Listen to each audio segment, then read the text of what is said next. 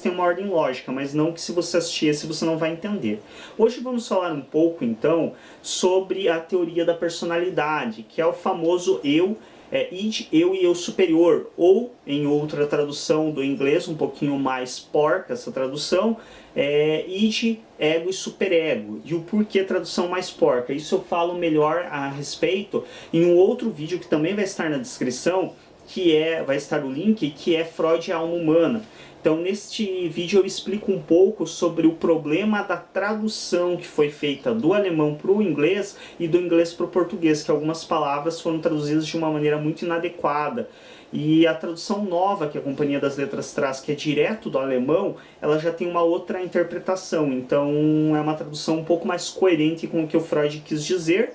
E a tradução da Companhia das Letras é eu e o id. O eu e o id. Então, para quem for ler pela Imago, está no volume 19, este livro.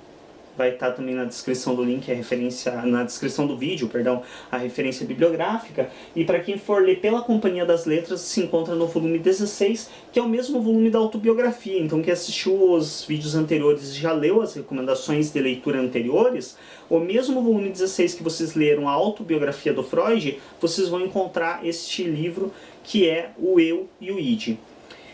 Bom, e vamos falar um pouco então direto ao tema, só deixar mais um recado, perdão, tá um pouco extenso, mas é que eu realmente tenho que fazer uma retomada para dar uma lógica e a sequência de vídeos. Eu vou deixar também um link na descrição desse vídeo, que é o id, ego e superego, que é um vídeo anterior que eu gravo sobre a teoria da personalidade, e ele é bem mais simples. Então, para quem não quer assistir um vídeo mais extenso, para quem quer uma coisa mais coloquial e mais simplificada, assista esse outro vídeo que ele é mais simples. Esse daqui ele é mais embasado, elaborado, mais didático, para quem realmente quer uma coisa mais um pouco mais dentro dos moldes científicos acadêmicos. Enfim, chegando em enrolação, vamos direto para o assunto, que não é tão curto e vai acabar se estendendo mais do que deveria. Então, o Freud no livro O Eu e o Id, que vai ser um dos principais, se não o principal embasamento para o nosso vídeo de hoje, nesse livro ele inicia o seu trabalho já falando um pouco sobre o inconsciente, o pré-consciente e o consciente, que são as três divisões do funcionamento do aparelho psíquico, segundo a visão freudiana. Segundo Freud ainda, o inconsciente a gente não tem acesso. Então o inconsciente é um setor do nosso psiquismo aonde nós não acessamos, de modo algum.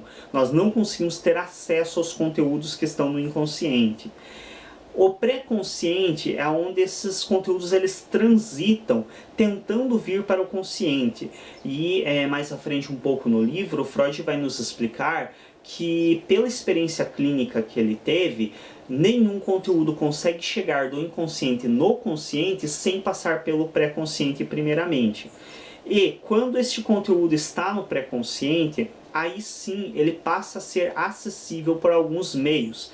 Dentre esses meios, o sonho. Então, Freud ele nos traz um exemplo muito interessante, que é o seguinte: às vezes você passa o teu dia todo raciocinando acerca de algo, se batendo, tentando encontrar a resposta para um problema. E você passa esse dia todo sem sucesso, você não encontra a resposta para o problema que você desejava encontrar. Aí você dorme, por exaustão física, por necessidade, pelo que for, você dorme e do nada, quando você acorda, a resposta está pronta na sua cabeça. E o que o Freud nos traz referente a isso? Por que ocorre isso?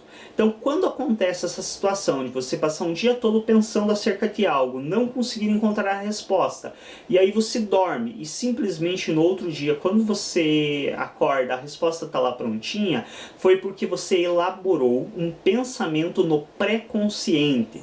Então, enquanto você estava no seu dia habitual, você estava acordado, você estava com acesso ao seu consciente, e o seu consciente não tinha a resposta para o seu problema. Então, por mais que você passasse pensando ali o quanto fosse, enquanto não houvesse uma nova informação, você não iria conseguir achar a solução para esse problema, porque a resposta não está no seu consciente. Porém, quando você adormece, o seu psiquismo ele acessa o pré-consciente. E essa resposta que estava no pré-consciente, ela vem para o teu consciente.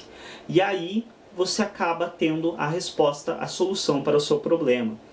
Então essa é uma das formas que nós temos de acessar o pré-consciente, através dos sonhos. E o nosso consciente é o que nós temos acesso direto. Então é onde estão os pensamentos, onde estão as questões mais que nós temos realmente acesso, os nossos entendimentos que nós temos acesso. Bom, e uma coisa também que o Freud traz que é interessante de nós frisarmos a respeito do inconsciente, do consciente e do pré-consciente, é a respeito da linguagem. Então a linguagem, que posteriormente vai ser tão explorada por Lacan, o Freud ele já nos traz alguma coisa referente a ela, e que mais tarde é isso que embasa muito da teoria lacaniana. Então o Freud ele nos traz que a linguagem de palavras, que é essas que o Lacan posteriormente vai trabalhar muito com a ideia do simbolismo, então a simbologia, nós simbolizamos as coisas. Então quando eu falo, por exemplo, celular, eu não estou pronunciando a imagem do celular, nem estou pronunciando o aparelho. Mas quando eu falo celular, vem algo à mente da maioria das pessoas. Por quê? Porque há um simbolismo nessa palavra. Então esse símbolo que a palavra celular significa é uma compreensão da grande maioria falante da mesma língua que eu. E este símbolo ele representa e refere a um objeto. E o Freud nos diz que essa capacidade de simbolizar pelas palavras, ela é uma capacidade muito característica, mais próxima da consciência. Então é somente no consciente que você consegue realmente elaborar essas palavras de maneira mais clara, simbolizar as coisas. No teu inconsciente, ou seja, mais próximo do teu inconsciente, as coisas são mais imagéticas. E então o Freud ele nos traz isso referenciando ao fato do conteúdo imagético ele ser mais primitivo, segundo o que o Freud nos traz. Então seria uma das primeiras formas de raciocínio, seria a partir de imagens, que é a forma de raciocínio da criança. Então a gente vê que com certa frequência, crianças que não sabem ler, elas identificam, por exemplo, o sabor de bala, elas identificam embalagens de refrigerante, elas sabem que refrigerante é aquele, qual é o nome daquele refrigerante, que sabor é, mesmo sem saber ler. E como que ela consegue isso? Através da imagem. Então muitas vezes ela tem a imagem da própria palavra. Então o nome do refrigerante às vezes é com uma letra específica, é com uma coisa que chama atenção, e ela tem a imagem daquela palavra. Então não que ela compreenda o que aquela palavra significa, mas ela tem a imagem visual daquela palavra que leva ela a associar aquela palavra, aquela imagem, aliás, a determinado sabor de bala ou a determinado sabor ou marca de refrigerante. Essa capacidade de pensar por imagens, ela é uma capacidade bem mais primitiva, característica mais das crianças. Então, o Freud nos traz que ela está muito mais próxima do inconsciente, considerando que as crianças elas têm uma relação com o inconsciente muito mais forte. Por isso talvez que sejam mais criativas, que tenham vários outros fatores, porque elas também têm um id mais forte do que o eu superior, que é o que nos limita muito. Mas a gente vai trabalhar um pouquinho à frente agora, só deixar um pouco mais sistematizado para não confundir muito quem está assistindo.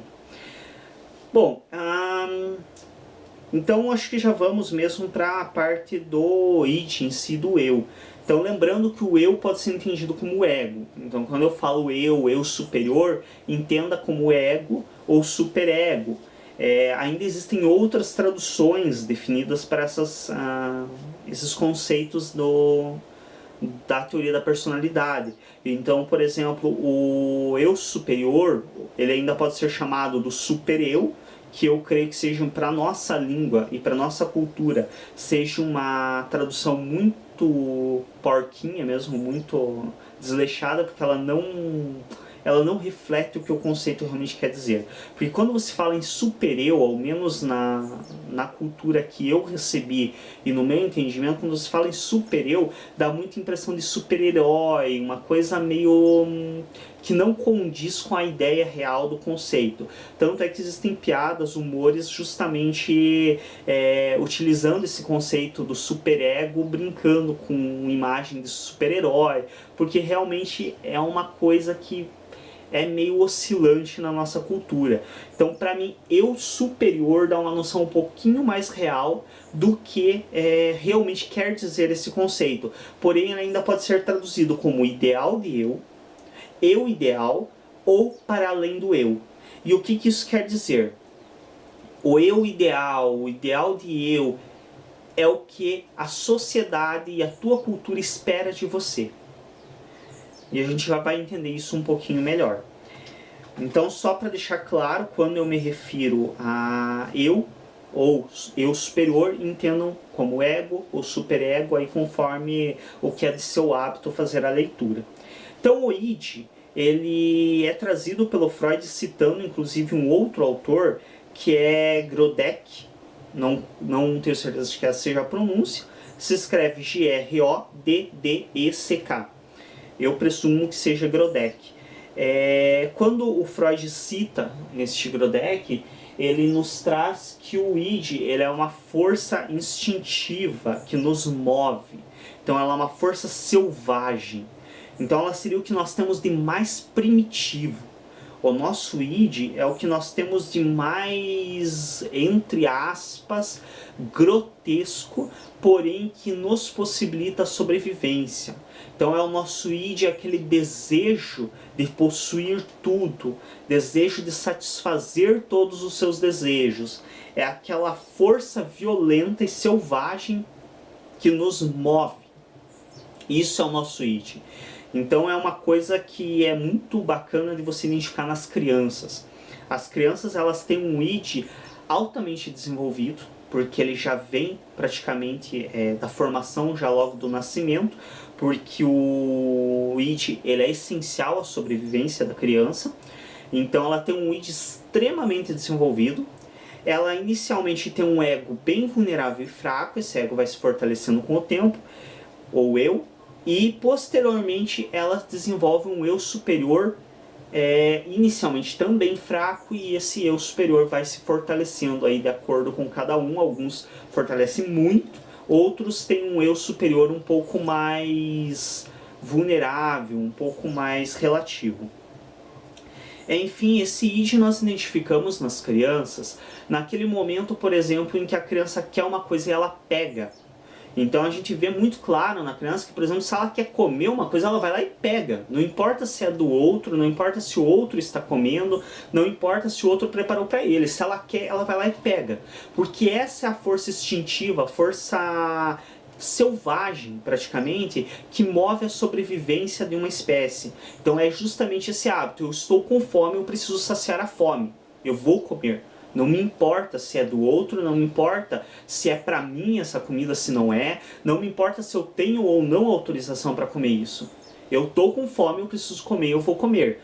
Assim como, por exemplo, quando uma criança quer um brinquedo, mesmo que pertença esse brinquedo a outra criança, ela não tem tão bem clara essa definição de propriedade. Ela vai lá e pega, porque ela quer se satisfazer. O id ele é uma constante busca da satisfação dos desejos. Então é uma busca pelo prazer e evitabilidade do desprazer. Por isso também que a criança ela tem dificuldades em fazer atividades que para ela não são consideradas prazerosas. Então por isso que uma criança ela muitas vezes tem dificuldade, por exemplo, em estudar quando o assunto não é do interesse dela. Por isso que ela tem dificuldade em realizar trabalhos domésticos, por exemplo, porque ela tem essa coisa instintiva do id de satisfazer tudo que lhe é de desejo e de evitar tudo que você não quer mesmo. Então ela o id ele não tem esse entendimento de que eu não quero estudar, mas isso pode me ser útil para frente. Eu não quero fazer o serviço doméstico, mas a minha casa precisa ser limpa, eu não posso ficar vivendo no meio da sujeira. O id não tem esse entendimento. Pro id é o que eu quero, o que eu não quero, dane-se. Eu não quero e eu não tenho por que fazer se eu não quero. Então ele é bem mesmo uma força selvagem instintiva. A gente vê isso nos animais selvagens também, que tem essa coisa bem de eles querem, eles fazem, Tanto é que se um animal quer acasalar, ele acasala no meio das pessoas, não interessa se tem alguém vendo, se tem... não importa. Ele quer acasalar, ele vai lá e acasala. Ele tem um desejo, ele vai em busca do prazer que é a satisfação desse desejo. Não importa o que tenta impedir, não importa o restante. Poderíamos dizer, isso é uma visão minha aqui, só um acréscimo mesmo, talvez poderíamos dizer que o id se estende a todas as espécies, não apenas a humana, mas todas as espécies têm essa força instintiva de sobrevivência. Fique bem claro, isso que eu acabei de afirmar é um posicionamento meu, não é o que Freud diz especificamente. Então, mas vamos para o eu, então, ou ego, como vocês preferirem a tradução. O eu é aquela parte que sofre influência do mundo externo. Então é quando esse id, essa força instintiva, essa força pulsional, também é importante deixar claro que alguns psicanalistas, teóricos e pesquisadores da área, eles vão criticar muito essa ideia de instinto. Eles não aceitam a ideia instintiva. Então eles afirmam que é mais correto você se referir como pulsão e não como instinto. Mas aí já existem inclusive traduções que trazem como instinto, então é um pouco também de cada um, aí você verifica se você quer entender como instinto ou como pulsão. Eu me refiro como instinto porque me agrada mais, me dá mais essa ideia da questão mais selvagem mesmo. Então essa coisa instintiva, selvagem do id, ela passa por uma fase onde ela entra em contato direto com o mundo externo. Então deixa de ser apenas o que eu desejo.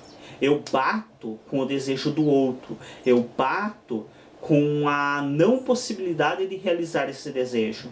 Então aí também ocorre em conjunto, nessa mesma fase onde nós temos o entendimento do eu, o desenvolvimento do eu, ocorre um pouco dessa ruptura entre o consciente e o inconsciente. Por quê? Porque é nesse momento que o sujeito ele começa a se deparar com a impossibilidade de realizar desejos.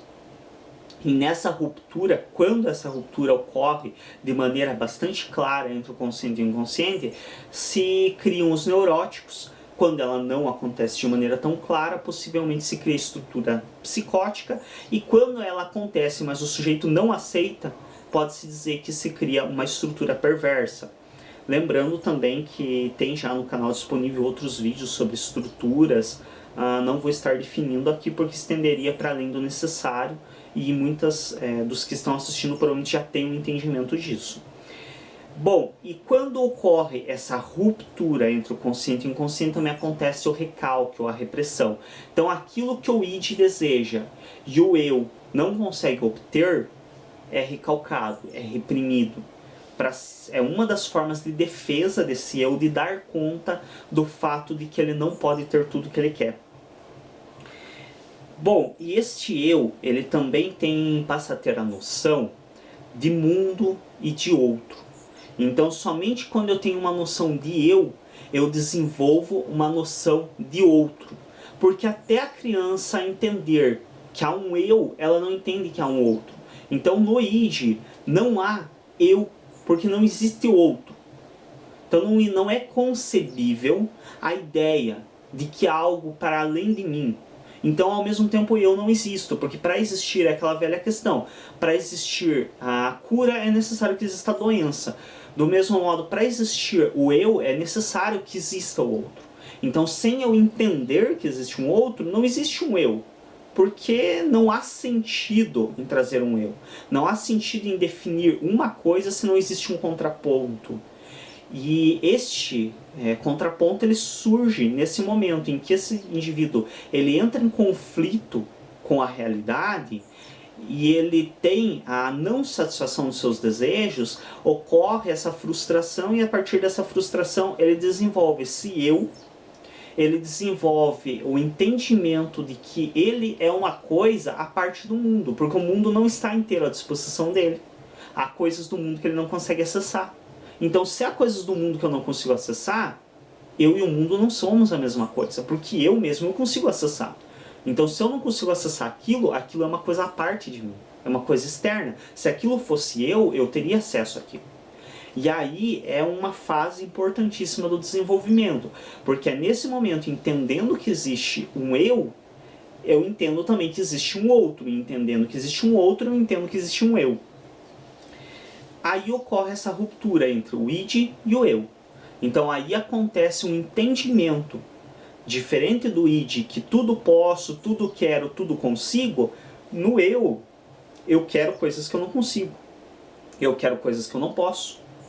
E aí é mais mesmo uma questão de não conseguir, não poder, por limitações físicas, por limitações ambientais, por questões do gênero. Limitações morais, sociais, culturais vão vir um pouco à frente. Então até nesse momento o eu ele não pode, não porque ele não pode, como por exemplo, eu não posso matar uma pessoa porque é errado. Não, eu posso matar uma pessoa, eu vou sofrer as consequências por isso.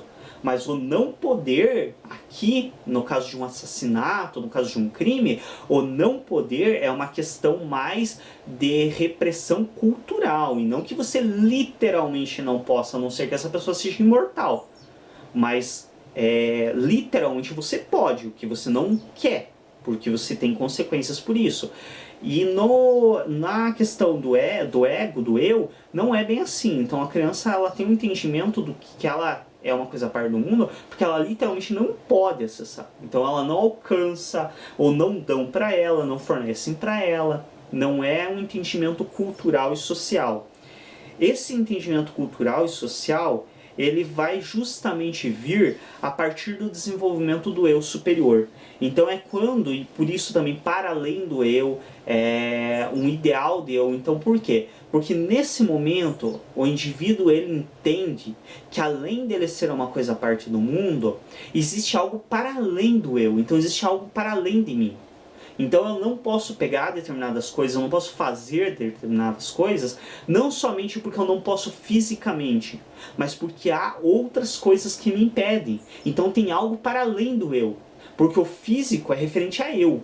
Então quando eu não alcanço uma coisa fisicamente para pegar, é eu que não alcanço. Então não é que há uma proibição de eu não pegar aquilo, é que eu não consigo mesmo. Se eu conseguisse, eu pegaria. Já no eu superior, não. A criança entende que mesmo que ela alcance, há coisas que são proibidas. Então ela entende que há algo para além do eu. Existem limitações que não são minhas. Eu não tenho a limitação de pegar. Está aqui na minha frente, eu posso pegar. Mas pertence ao outro. Então existe uma limitação que não é mais uma limitação do eu. É algo para além do eu. É algo que é um eu ideal que me propuseram. Então a sociedade, a minha cultura, construiu e me propôs uma ideia de um ideal de eu. E para atender este ideal de eu, que eu não posso pegar certas coisas, eu não posso fazer certas coisas, ter certas atitudes. Bom, uma coisa que o Freud nos traz, assim como simbolismo, como uma forma de explicar melhor o id e o ego, e que eu achei muito bacana, é a questão do cavalo.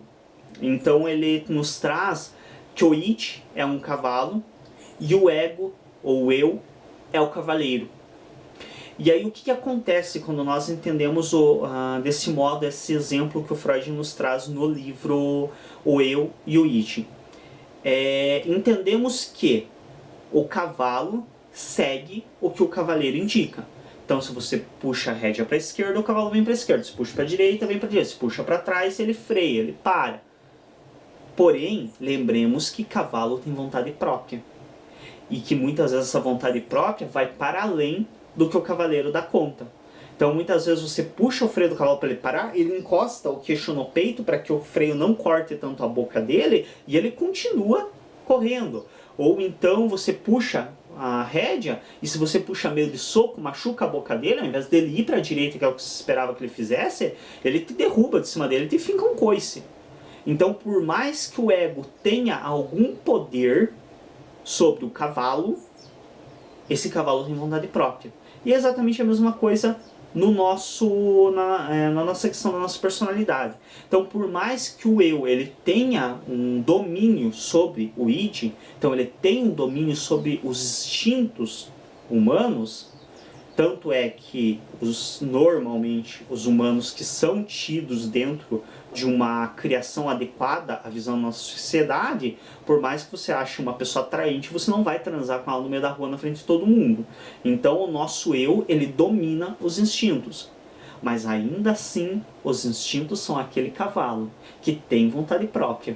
Então, por mais que ele esteja sob seu domínio, ele tem vontade própria. E uma hora ele pode te derrubar, uma hora ele pode ir para a direção contrária do que você pediu. Uma hora você pode frear e ele não querer parar. Uma hora ele pode fazer alguma coisa imprevisível. Então, o Freud ele nos traz isso, que eu creio que seja um entendimento muito bacana dessa relação entre o id e o eu. Então, essa questão do id ser um cavalo selvagem, relativamente vai sendo domesticado. Então inicialmente ele é literalmente um cavalo selvagem, ele faz o que dá na telha, ele corre pelo campo livre, ele mete coice em quem chegar perto. Tanto é que a criança, se você começar a infernizar muito a criança, ela conseguir te dar um tapa, ela dá. Nenê, criança pequena, aí com menos de 1 ano, se você começar a fazer alguma coisa muito perto dela, se ela conseguir te beliscar, ela belisca, se ela conseguir te dar um tapa, ela dá, se ela conseguir te morder, ela morde, puxa cabelo. Então é uma coisa bem selvagem, bem instintiva. O que acontece? Quando esse cavalo é domesticado, ele vai adquirindo comportamentos que são esperados dele. Então ele vai limitando um pouco mais esse instinto natural e selvagem. Ele já não dá coice no dono, porque ele entende que o dono traz comida para ele. Esse entende também aí tem relação de acordo com cada visão. Mas enfim, creio que tenha sido entendível ao menos a ideia principal. Esse cavalo ele começa a ser domesticado, mas aquele instinto selvagem ainda permanece nele. Então mesmo que ele comece a ser domesticado, ele ainda pode uma hora te dar um coice se ele estiver muito estressado, ele ainda pode não te obedecer, não ir para onde você quer que ele vá. E é a mesma coisa em relação ao nosso id e ao nosso eu. Então o eu ele domestica o id, mas o id ainda mantém aquele espírito selvagem. Então ainda acontece de, se uma pessoa me infernizar muito, eu mandar ela para aquele lugar, mesmo que talvez o meu eu não quisesse mandar ela para aquele lugar. Bom, outra coisa que o Freud nos traz neste livro é referente ao eu superior, que ele isso corrobora bem com o que eu sempre uso para explicar a questão do eu superior, que é o eu superior, ele é formado a partir do ensino religioso, escolar e leitura. Então o Freud ele nos traz com essas palavras no livro, e nós podemos entender que quando ele se refere a ensino religioso, escolar e leitura, nós podemos entender a questão também isso como o ensino religioso e leitura sendo uma coisa cultural. Então por que eu leio livros? Para adquirir conhecimentos de outras culturas. Então podemos entender aqui que o eu superior ele se forma a partir de um contato cultural. E o ensino escolar, um contato com o ensino formal mesmo, propriamente dito. E também eu entendo como religioso a própria questão do ensino familiar, que vai muito além da religião. Então muitas vezes o ensino familiar ele traz coisas que não são ilegais, não são erradas, a escola não traz como errado e não são contra a tua religião, mas que você não pode fazer porque é um ensino familiar. Por exemplo, se você é obrigado, como era muito comum, eu pessoalmente acho um ato, mas aí também minha opinião não cabe aqui. Mas como era comum acontecer em famílias, por exemplo, dos filhos serem obrigados desde pequeno a pedir bênção para o pai e para a mãe. Não é necessariamente uma coisa que a religião impõe, não é uma coisa que você aprende na escola, e não é uma coisa determinada por lei. Então não é ilegal você não pedir bênção para pai e para mãe. Mas é uma coisa familiar, então eu englobaria que a questão familiar ela vai muito além do religioso, então é uma questão de mais coisas também que você aprende. E quando você entende e aceita certas coisas disso que você aprende, que te colocam como correto, a partir desse momento, além de você, em geral, começar com uma estrutura neurótica, você também, neste momento, está desenvolvendo o seu eu superior. Então, nesse momento, você está desenvolvendo o entendimento de que há coisas para além do seu eu, há coisas para além das suas limitações. O Freud também nos coloca uma observação interessante, que possivelmente é a partir desse momento que se desenvolve o eu superior na história da humanidade, que se inicia também o toteísmo. Então, o que ele nos traz no Totem Tabu, que são aquelas leis quase que universais, leis válidas em todas as culturas. Então, leis que a maioria das culturas entendem porque é errado fazer aquilo. Por exemplo, o parricídio, que seria o assassinato dos pais. Então isso é uma coisa que culturalmente é visto em todas as culturas com repúdio. A própria questão da incesto. Então incesto é outra coisa que é vista culturalmente já como repudiável, que é a relação entre pais e filhos, relação sexual, aqui propriamente dita. Enfim, isso é mais uma curiosidade mesmo que o Freud nos traz. É importante também esclarecer que o livro, o Eu e o Id, ele traz muitas coisas para além do que eu trouxe aqui.